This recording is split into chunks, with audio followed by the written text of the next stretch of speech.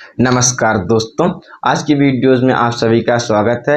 आज हम argument of a complex number and principal argument amplitude से टॉपिक से रिलेटेड अपन स्टडी करेंगे। ठीक है, तो जैसे कि हम बात करते हैं, जैसे कि हमारा कोई कॉम्प्लेक्स नंबर है। ठीक है, तो हमने कॉम्प्लेक्स नंबर को generally x plus I Y के फॉर्म में रिप्रेजेंट करते हैं। ठीक है, अब इस कॉम्प्लेक्स नंबर को अगर हम कॉम्प्लेक्स प्लेन में रिप्रेजेंट करना चाहें तो हमने पता किया था कि इस कोई भी कॉम्प्लेक्स नंबर को जो कि x प्लस आई वाई के फॉर्म में है, x कोमा वाई के थ्रू हम कोऑर्डिनेट ज्योमेट्री में रिप्रेजेंट कर सकते हैं कॉम्प्लेक्स प्लेन में। ठीक है, जैसे कि हमारे पास कॉम्प्लेक्स प्लेन हम ड्रॉ करते हैं कि ये हो गया कॉम्प्लेक्स प्लेन। ठीक है, जो हमारी हॉरिजॉन्टल एक्सिस होती है उसको हम क्या बोलते हैं, इसकी इस कॉम्प्लेक्स प्लेन में रियल एक्सिस। ठीक है, तो ये हमारी हो गई रियल एक्सिस और ये हो गई हमारी इमेजिनरी एक्सिस। ठीक है, जो वर्टिकल्स है। अब देखो, जो हमारा कोई भी कॉम्प्लेक्स नंबर है, हमने उसको अज्यूम कर लिया कि ये हमारा कॉम्प्लेक्स नंबर x वाई यहाँ पे है। अब हमने उसको p ऑफ z के फॉर्म में रिप्रेजेंट कर दिया कि भाई इसको p ऑफ z बोल दिया, x वाई है। ठीक है, अब जो इस पॉइंट है उसको हमने ओरिजिन से ज्वाइन कर दिया। अगर एक ज्वाइन करने पे हमें कोई एक स्ट्रेट लाइन मिली, ये तो इस स्ट्रेट लाइन का जो डिस्टेंस है वो मोड आर होना चाहिए।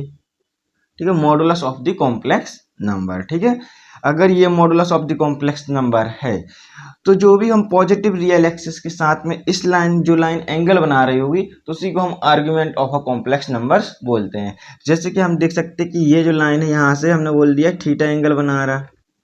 अब जो थीटा एंगल बन रहा है वो किस डायरेक्शन में बन रहा है, एंटी क्लॉकवाइज डायरेक्शन में बन रहा है। तो हमको ये पहले पता होना चाहिए कि जब हम अगर एंगल को एंटी क्लॉकवाइज मेजर करते हैं तो हम पॉजिटिव साइन लेते, जब हम एंगल को नेगेटिव डायरेक्शन में मेजर करते तो हम क्लॉकवाइज डायरेक्शन में मेजर करते तो नेगेटिव लेते, ताकि आइडेंटिफाई पता कर सके किस डायरेक्शन में हमने एंगल लिया, किस डायरेक्शन में हमने एंगल नहीं लिया। जैसे एग्जांपल देते हैं कि अगर हमारे पास जैसे कोई एंगल ये है। ठीक है, इस एंगल को अगर हम एंटी क्लॉकवाइज डायरेक्शन में मेजर कर रहे हैं तो हम यहाँ पे पॉजिटिव थीटा लिखेंगे अगर हमारा एंगल ये थीटा बन रहा है तो।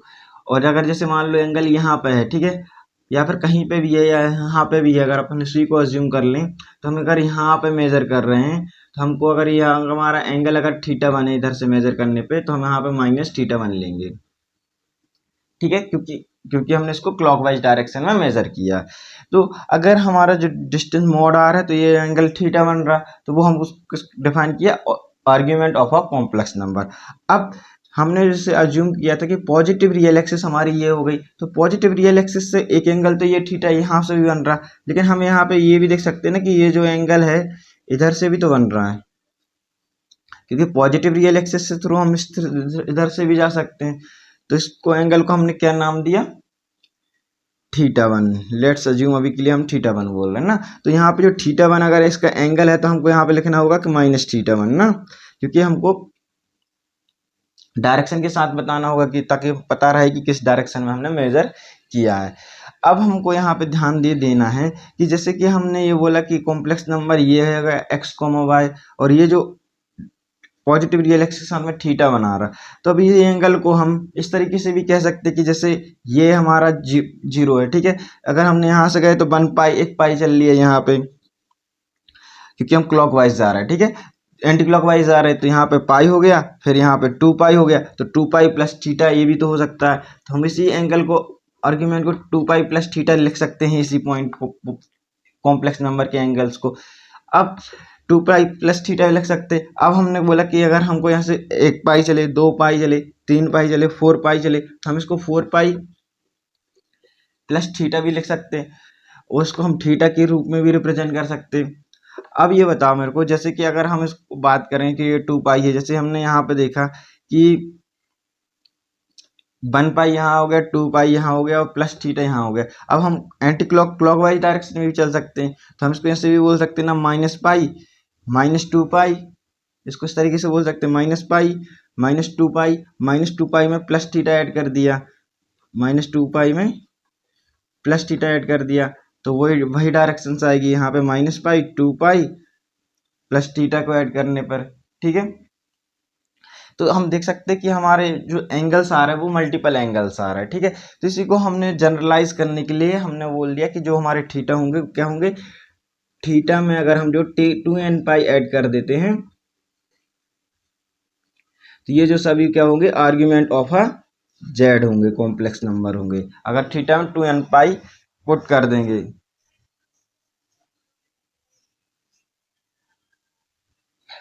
जैसे कि हम देख सकते हैं कि यहाँ पे अगर हम n है, ठीक है, तो अगर हम यहाँ पे n की वैल्यूज को 0 पुट करेंगे तो हम यहाँ पे थीटा मिल जाएगा। अगर n की वैल्यूज हम 1 पुट करेंगे तो थीटा प्लस 2 पाई मिल जाएगा। n की वैल्यूज अगर हम 2 पुट करेंगे तो हमको 4 पाई प्लस थीटा मिल जाएगा। अगर हम n की वैल्यूज है, अगर इसकी वैल्यूज हम माइनस पुट करें जैसे, तो हम यहाँ पे थीटा -2 पाई मिल जाएगा, ठीक है। तो इस तरीके से हमको पूरे वैल्यूज को कवर अप कर सकते हैं ना। तो हमने ये सीखा कि जो argument of a complex number है उसकी मल्टीपल वैल्यूज हो सकती हैं, ठीक है, क्योंकि पीरियोडिक नेचर में है, हम रोटेट कर सकते हैं और उसी एंगल पर बार बार पहुंच सकते हैं, ठीक है।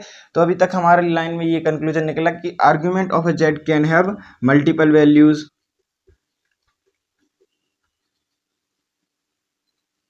ठीक है, मल्टीपल वैल्यूज हो सकती है ना। अब हम सिंप्लीफाई करने की कोशिश करते हैं। तो हमने इसको जनरली ये लिख लिया कि जो आर्ग्यूमेंट ऑफ अ जेड है उसको हम लिख सकते हैं क्या, two theta theta plus 2n pi. अब यहाँ n जो क्या है, बिलोंग्स टू इंटीजर ना। तो जो हमारा argument of a complex number का क्या है, सिर्फ एंगल है, जो कि ओरिजिन से हमने लाइन को ज्वाइन किया है किसको, कॉम्प्लेक्स नंबर की, जिसका डिस्टेंस मॉड r है पॉजिटिव रियल एक्सिस के साथ में। तो इसको हमने जो बोला कि जनरलाइज फॉर्म करने के लिए थीटा प्लस 2n पाई, ठीक है। अब हम नेक्स्ट मूव ऑन करेंगे।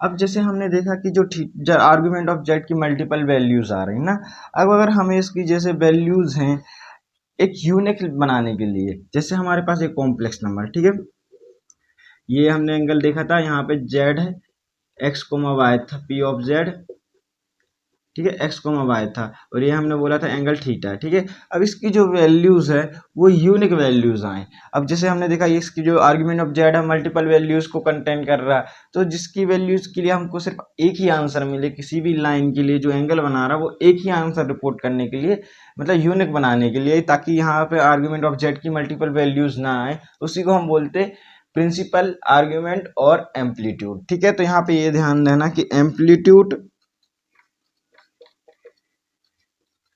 जो amplitude of a complex number और प्रिंसिपल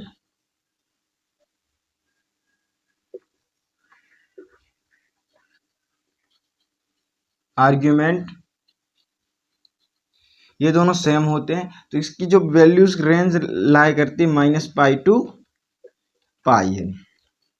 यहाँ पे ध्यान रखना कि जो -पाई है इंक्लूडिंग नहीं है और जो पाई है इंक्लूडिंग है, ठीक है। तो इसकी जो रेंज में जो आंसर्स आएंगे वो हम उसको बोलेंगे amplitude of a complex number और principal argument of a complex number. अब हम एग्जांपल के थ्रू समझने की कोशिश करेंगे, जैसे कि प्रिंसिपल आर्ग्यूमेंट क्या है और argument of a complex number क्या है, ठीक है। अब हम जैसे एक एग्जांपल लेते हैं कि एग्जांपल हमारा जैसे कोई कॉम्प्लेक्स नंबर एग्जांपल लेते हैं, जैसे हमारा एक पहला कॉम्प्लेक्स नंबर ये 1+√3, ठीक है, आयोटा, ये हमारा कॉम्प्लेक्स नंबर है, ठीक है। फिर इसको पहले हम ज्योमेट्रिकली समझने की कोशिश कर रहे हैं अभी कि argument of a complex number and amplitude of a complex number किस तरीके से फाइंड कर सकते हैं ज्योमेट्रिकली, फिर हम एल्जेब्रिकली फाइंड करने की कोशिश करेंगे आखिरी में। तो हमने ये देखा कि ये जो कॉम्प्लेक्स नंबर है फर्स्ट क्वाड्रेंट में, क्योंकि इसका जो x है एंड y है पॉजिटिव्स है, ठीक है।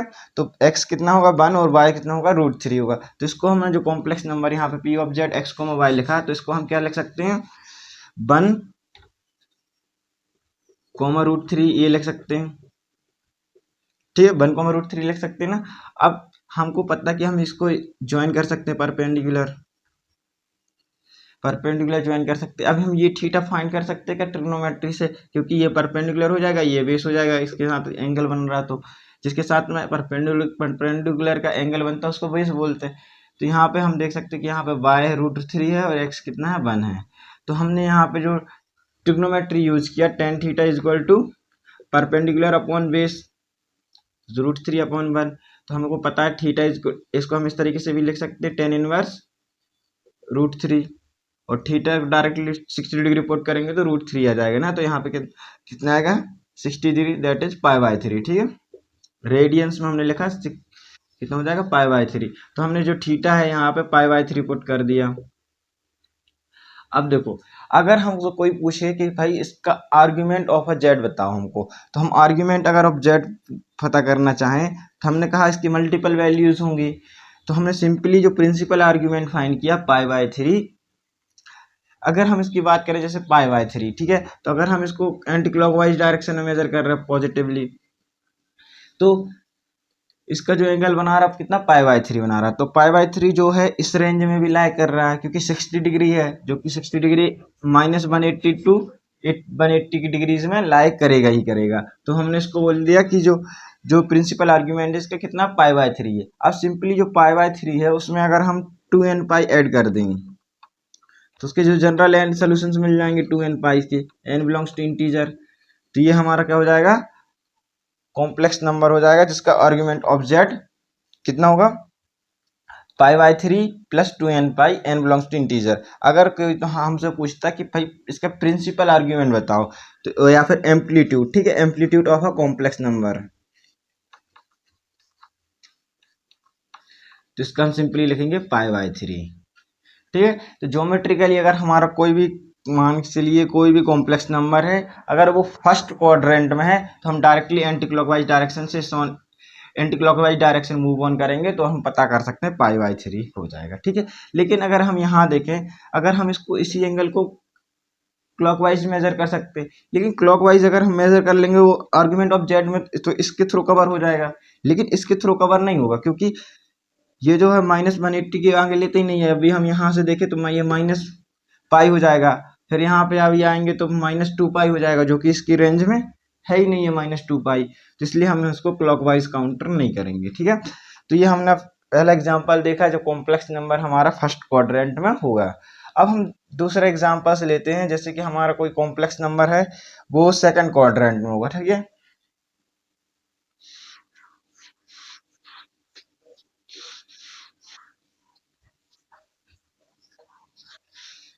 जैसे सेकंड एग्जांपल लेते हैं, 1 -1 + √3i।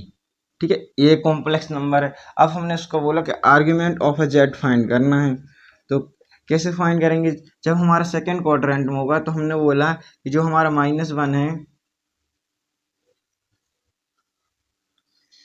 ये हो गया, हमने बोला कि -1 हमारा मैग्नीट्यूड वाइज देखे तो यहाँ पे 1 आएगा, ये -1 और √3 है। ठीक है, ये जो एंगल बन रहा है कितना बन रहा है, थीटा बन रहा है। ठीक है, जब ये एंगल थीटा बन रहा है तो हम इसको कैलकुलेट कर सकते हैं √3/1। तो ये फिर से हम ट्रिग्नोमेट्री के यूज करेंगे tan थीटा का, तो ये हमको फिर से π/3 मिल जाएगा। ठीक है, 60 डिग्री बना रहा होगा। तो पहले हमने एंगल थीटा कैलकुलेट कर लिया, कितना π/3 हो गया। अब आप बताओ कि जो हमारा जो एंगल है कि इधर से मेजर करेंगे पॉजिटिव रियल एक्सिस, एक तो एंटी क्लॉकवाइज डायरेक्शन में, तो ये जो एंगल कितना होगा, सिंपली ये पूरा कितना है पाई से अगर π/3 सब्ट्रैक्ट कर देंगे तो हमारा ये एंगल आ जाएगा। तो ये पाई है और उसको π/3 से सब्ट्रैक्ट करेंगे तो कितना आ जाएगा 2π/3। ठीक है, 2π/3 आ गया। तो ये जो 2π/3 है क्लियरली किसकी रेंज में लाई कर रहा, -π टू पाई की रेंज में, क्योंकि यहाँ से पाई है और ये तो 2π/3 है। ठीक है, 120 डिग्री, जो 120 डिग्री है वो इस रेंज में तो लाई करेगा ही करेगा, क्योंकि इसकी लिमिट कितनी है 180 डिग्री, तो 120 डिग्री तक लिमिट लाई करेगा। तो इसी जो वैल्यूज अगर हम जो निकाल रहे हैं 2π/3, उसी में अगर हमने 2nπ ऐड कर दिया और n इंटीजर हो गया तो हमारा क्या हो जाएगा, आर्ग्यूमेंट ऑफ अ जेड। अगर हम एम्पलीट्यूड की बात करते हैं कॉम्प्लेक्स नंबर ऑफ जेड की, तो हमारा 2π/3 होगा। ठीक है, हमको यहाँ पे एंटी क्लॉकवाइज डायरेक्शन में ही मेजर करना पड़ेगा। अगर हम इधर से मेजर करते हैं यहाँ से, तो फिर अगेन वो वैल्यूज को कंटेन नहीं करेगा।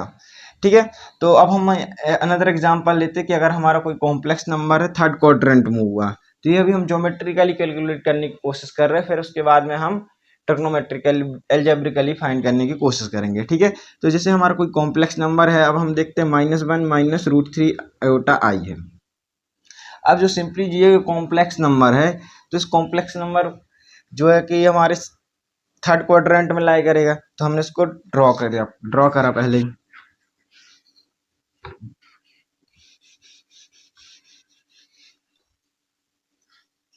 तो ये हमने ड्रॉ किया, लेट अज्यूम ये हमारा कॉम्प्लेक्स नंबर ना, हमने ये बोला ये हमारा कॉम्प्लेक्स नंबर अज्यूम कर लेते हैं। अब ये जो कॉम्प्लेक्स नंबर है, सॉरी,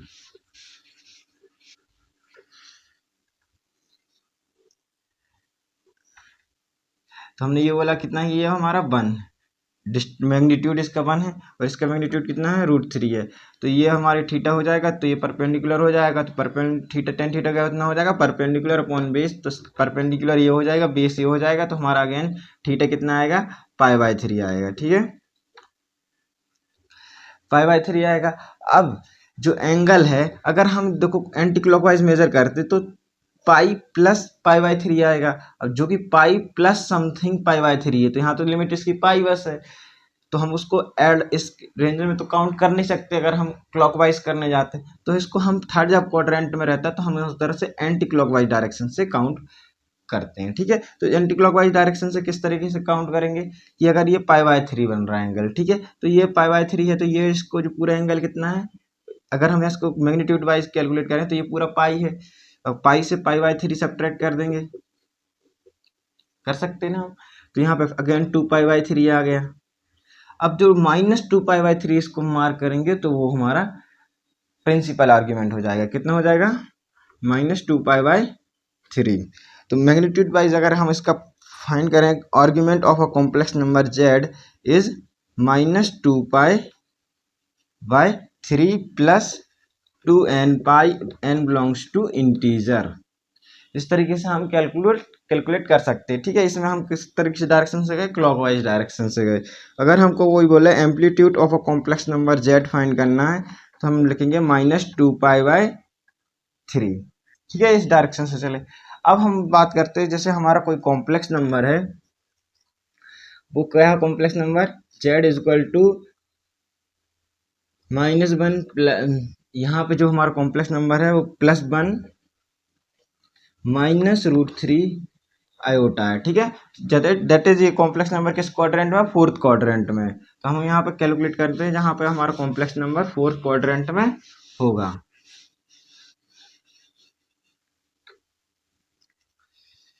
लेट अज्यूम ये है हमारा कॉम्प्लेक्स नंबर। ठीक है, तो ये डिस्टेंस हमारा मैग्नीट्यूड अभी भी 1 है और ये √3 होगा, क्योंकि हमारा एक क्वाड्रेंट कितना है, 1 -√3, फोर्थ तो क्वाड्रेंट में है, तो ये डिस्टेंस 4√3 होगा, ये 1 होगा, तो अगेन परपेंडिकुलर ये हो जाएगा, बेस ये 1 हो जाएगा, तो ये हम थीटा कैलकुलेट करेंगे, तो थीटा कितना आ जाएगा हमारा, π/3।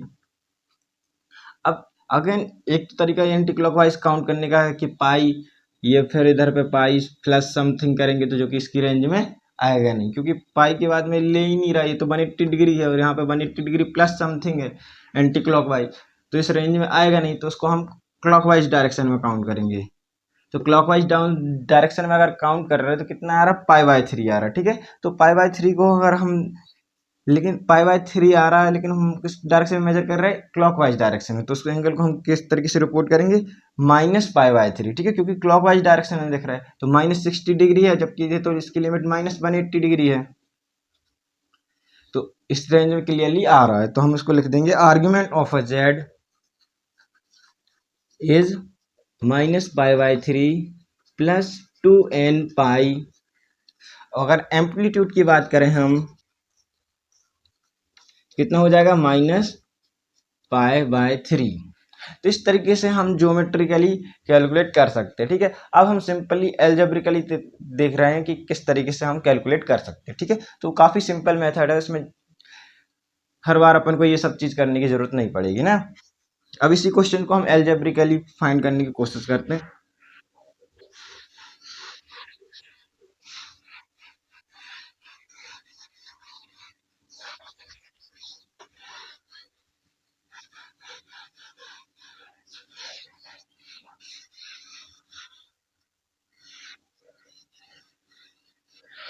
अब देखिए जैसे हमारा कोई पहला स्टेप उसमें क्या रहेगा, स्टेप 1 ये रहेगा कि हमको फाइंड करना है क्या, tan alpha is equal to Y by x.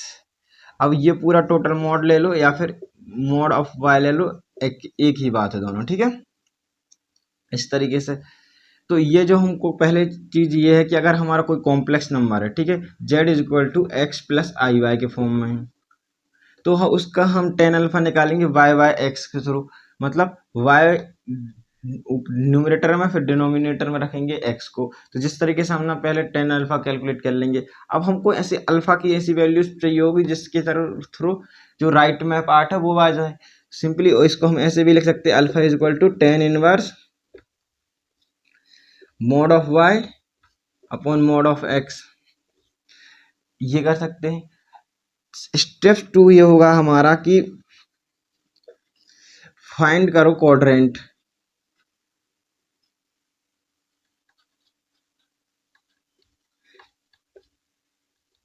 इसमें हमको साइन चेक करना होगा कि एक्स एंड वाई के साइन क्या है और किस क्वाड्रेंट में एक्चुअली में ये लाई कर रहा है, ठीक है। फिर उसके हिसाब से हम आंसर रिपोर्ट करेंगे। आंसर किस तरीके से रिपोर्ट करेंगे, अगर वो चेक करने पे फर्स्ट क्वाड्रेंट पे आ रहा है sign, that is X plus Y plus है, तो उसका जो आंसर अल्फा आएगा उसी को हम रिपोर्ट कर देंगे कि अल्फा इसका क्या हो जाएगा, प्रिंसिपल आर्गुमेंट कौन सा हो गया, अल्फा हो गया। और इसमें अगर हम 2n पाई ऐड कर देंगे तो फिर वो argument of a complex number हो जाएगा। अगर हमने चेक किया x नेगेटिव y पॉजिटिव आया तो हमको पता चल गया सेकंड क्वाड्रेंट में। जब सेकंड क्वाड्रेंट में है तो हमको उसको लिखना पड़ेगा पाई माइनस अल्फा, ठीक है। अगर हमारा x का साइन नेगेटिव है, y का साइन नेगेटिव है, तो इसको हम जो थर्ड क्वाड्रेंट में आएगा इसको हम लिखेंगे पाई माइनस अल्फा, लेकिन हम यहाँ पे पाई माइनस अल्फा लिखेंगे लेकिन हम यहाँ पे नेगेटिव साइन लगा देंगे इसी थ्रू ना, क्योंकि हम इसको क्लॉकवाइज मेजर कर रहे होंगे, जैसे कि हमने अभी एग्जांपल्स में देखा था ज्योमेट्रिकल करने में। और अगर जैसे फोर्थ क्वाड्रेंट में नेगेटिव पॉजिटिव साइन आया एक्स का और वाई का नेगेटिव साइन आया, तो इसमें हम किस तरीके से मेजर आउट करेंगे, माइनस अल्फा, क्योंकि हम इसको क्लॉकवाइज डायरेक्शन में मेजर करते हैं जो भी हमारे बिलो रियल एक्सिस के थ्रू आ रहा है ना। तब हम उसको एग्जांपल्स के थ्रू कर भी सकते हैं हम, जैसे कि हमारे पास एक एग्जांपल लेते हैं, complex number z is equal to -1 -√3 iota, ठीक है। अब हमने पहले इसका पहले हमारा जो क्वेश्चन है कि लिखो tan alpha step number 1 is equal to mod of y कितना है √3, मॉड ऑफ x कितना है -1। अब यहाँ पे मॉड लगा तो मॉड का हमेशा मीनिंग होता है कि पॉजिटिव वैल्यूज बाहर आना चाहिए, तो इसकी मतलब √3/1 हो गया। अब हम यहाँ पे अल्फा की इक्वल टू कितना पुट करेंगे, √3 हो जाए 60 डिग्री, या तो इसको हम ऐसे भी लिख सकते हैं टेन इनवर्स √3। तो हमने यहाँ पे कैलकुलेट करने की कोशिश करेंगे तो यह हमारा अल्फा कितना आएगा पाई/3, that is alpha is equal to 60 degree. अब हमारा दूसरा काम होगा कि चेक करें किस क्वाड्रेंट में लाई कर रहा। तो हमने देखा जो क्वाड्रेंट है इसका x नेगेटिव है, y भी नेगेटिव है। जब x नेगेटिव होगा y भी नेगेटिव होगा तो x real negative real axis में लाई कर रहा होगा, नेगेटिव इमेजिनरी एक्सिस में लाई कर रहा होगा, तो वो थर्ड क्वाड्रेंट होगा। ये first quadrant, second quadrant, third quadrant, fourth quadrant. जब ये फोर्थ क्वाड्रेंट में लाई कर रहा होगा तो हमारा आंसर, अगर हमसे कोई पूछे एम्पलीट्यूड बताइए, amplitude of Z complex number का, तो हम बोलेंगे -पाई माइनस अल्फा। ये तो हम इसको लिखेंगे -पाई/पाई/3, जिसको हम कैलकुलेट करेंगे तो कितना आ जाएगा 2π/3 नेगेटिव,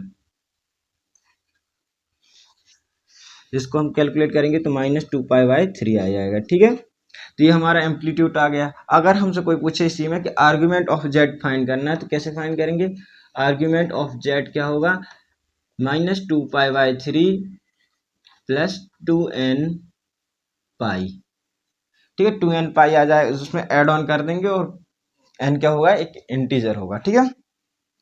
अब इसी तरीके से हम सारे क्वेश्चंस ऑलमोस्ट कर सकते हैं। कोई भी कॉम्प्लेक्स नंबर होगा z equal to X plus I Y के फॉर्म में लिखना है और पहले टेन अल्फा कैलकुलेट करना और अल्फा के साइन पता करना कि कॉम्प्लेक्स नंबर के किस क्वाड्रेंट में लाई कर रहा है, उसके हिसाब से आंसर हम रिपोर्ट कर सकते हैं। अब अनदर एग्जांपल से देखना है तो इसी को लिख लेते कि अगर हमारा जैसे मान लेते कि अगर हमारा y पॉजिटिव हुआ, ठीक है, ये केस होगा, तो इस केस में क्या होगा, टेन अल्फा हम निकालेंगे तो टेन अल्फा कितना लगाएंगे हम, √3, नेगेटिव साइन करेंगे इस तरीके से।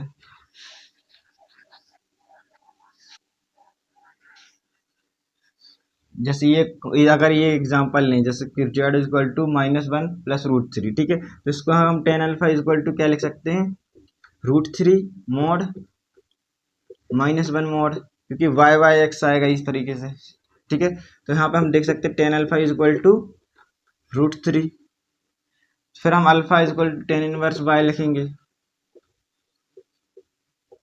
फिर हम देखेंगे तो अल्फा कितना आ जाएगा 60 डिग्री, और रेडियन में लिखते अक्सर तो हम किसको लिख सकते हैं, π/3, ठीक है, ठीक है, π/3 आ गया। अब हमको स्टेप 2 क्या होता है कि हमको फाइंड करो साइन किस क्वाड्रेंट में लाई कर रहा। तो हमने यहाँ पे ये देखा कि जो हमारा कॉम्प्लेक्स नंबर है z, वो x नेगेटिव y पॉजिटिव, जब x नेगेटिव होगा y पॉजिटिव होगा, सेकंड क्वाड्रेंट में लाई करेगा, तो इसका आंसर कितना होगा, π/α। तो एम्पलीट्यूड ऑफ जो z होगा किसको, पाई माइनस अल्फा होगा, तो पाई माइनस अल्फा कितना है, π/3, इसको सब्ट्रैक्ट करेंगे तो कितना आ जाएगा, 2π/3, ठीक है। तो हम एम्पलीट्यूड ऑफ जेड कितना आ गया, 2π/3। अगर हमसे कोई पूछे आर्ग्यूमेंट ऑफ जेड बोलेंगे तो कितना होगा, 2π/3 प्लस 2n π, ठीक है। तो इस तरीके से हम argument of a complex number find कर सकते हैं, ठीक है।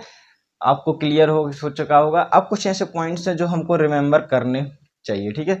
जैसे कि अगर हम देखते हैं कि अगर हमारा एग्जाम्पल लेते हैं, अभी हम जो हमको पता ही होना चाहिए अक्सर,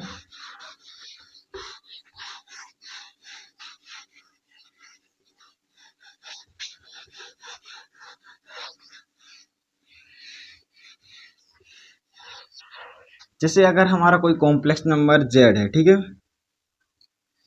0 है, तो हमने पूछा इसका आर्ग्यूमेंट ऑफ z बताइए, तो कितना लिखोगे। अगर हमारा कोई कॉम्प्लेक्स नंबर z है तो हमने पूछा कि आर्ग्यूमेंट ऑफ z बताइए, तो आपके क्या क्या लिखेंगे, तो हम यहाँ कहेंगे कि आर्ग्यूमेंट ऑफ z ये 0 है। तो जब भी हमारा आर्ग्यूमेंट ऑफ z है तो यहाँ पे हम देख सकते हैं ये ओरिजिन में ही है, तो ओरिजिन में जब वो खुद लोकेट कर रहा ओरिजिन में, तो उसका हम आर्ग्यूमेंट नहीं बता पाएंगे ना, तो इसका हम लिखेंगे नॉट डिफाइंड।